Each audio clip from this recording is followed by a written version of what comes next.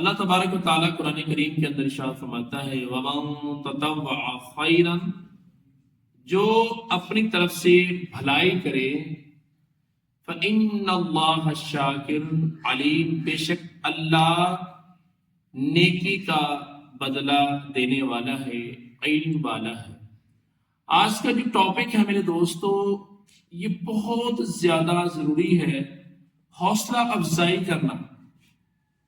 یاد رکھیے گا کہ ایک بچہ جو ہے بالکل نکما ہے، لیکن اگر آپ اس بچے کی حوصلہ افزائی کرتے ہیں تو ناکام سے ناکام بچہ بھی کامیاب ہو جاتا ہے۔ آج ہمارے معاشرے میں بڑے دکھ سے میں کہہ رہا ہوں، حوصلہ افزائی نہ کرنی آتی ہے، نہ حوصلہ شکنی کرنی آتی ہے۔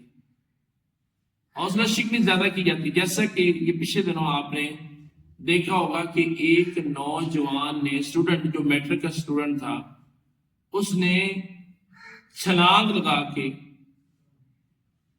خودکشی کر دی۔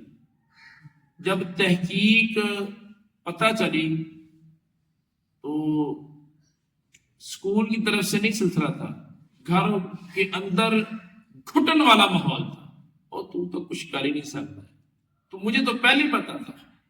اور سارے وہ والد جائے یا والد یہ کہتا ہے کہ میں پورے خاندان میں منہ دکھانے کے قابل ہوں تیری وجہ سے۔ اب بتائیے اس بچے کو کس طرح کرٹیسائز کیا گیا۔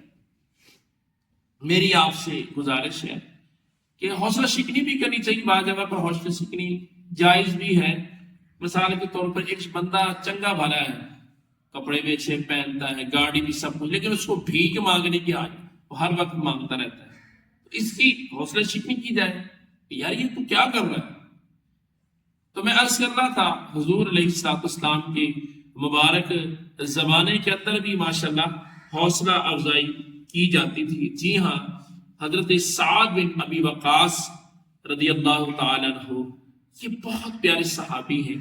یہ ظہر میں تقریباً ان کا ایسا وقت آ گیا کہ یہ دنیا سے چلے جائیں گے، تو حضرت سعد بن ابی وقاص رضی اللہ تعالیٰ عنہ سرکار صلی اللہ علیہ وسلم کی بارگاہ میں عرض کرنے لگے کہ یا رسول اللہ، یہ میری وصیت ہے اور ایک میری بیٹی ہے، لیکن حضرت محمد مصطفیٰ کریم صلی اللہ علیہ وسلم نے ارشاد فرمایا کہ سعد، ابھی تو نے زندہ رہنا ہے، ابھی تو نے دین کا کام کرنا ہے، تیری وجہ سے اسلام کو بہت زیادہ رونق ملنے والی ہے۔ وہی سعد بن وقاص نے جب یہ ظہر میں گفتگو سنتے ہیں، فرماتے کہ عصر کی نماز میں نے محمد مصطفیٰ کے پیچھے پڑھی تھی۔ اب غور کریں یہ کیا ہے، حوصلہ افزائی۔ پھر اسی طرح ایک اور بھی میں عرض کروں، حضرت معاذ بن جبل جو ہے، یہ حلال اور حرام کی بڑی تمیز کرتے تھے۔ حضور علیہ السلام نے ارشاد فرمایا کہ میرا جو معاذ بن جبل ہے، حلال حرام میں تمیز کرنے والا، امت میں بہترین یہ شخص ہے۔ پھر ایک اور جو میں آپ کو جو ویڈیو دیکھ رہے ہیں، میں ایک لفظ بولنے جا رہا ہوں، میں علم کا شہر ہوں اور علی اس کا دروازہ ہے۔ یہ حوصلہ افزائی نہیں تھے اور کیا ہے؟ تو یہ تعریف کرنا، حضرت عبداللہ بن عمر رضی اللہ تعالیٰ کا حضور کی بارگاہ میں ذکر ہوا کہ یہ بہت اچھے انسان ہیں، تو حضور علیہ السلام نے فرمایا کیا یہ اچھا ہوتا کہ یہ نماز تہجد بھی پڑھتا۔ وہ کہتا ہے کہ جب سے یہ حضور کے الفاظ منہ مبارک سے نکلے ہیں، الحمدللہ آج تک میں نے تہجد کی نماز کو نہیں چھوڑا۔